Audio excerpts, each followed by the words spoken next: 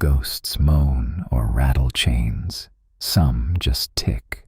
In 1863, in the English town of Coggeshall, a family heard it first. A soft, steady, ticking sound.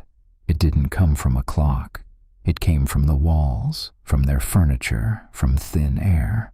This family was haunted by a spirit. It communicated in a uniquely unsettling way. This ghost could talk, not with words, but with ticks.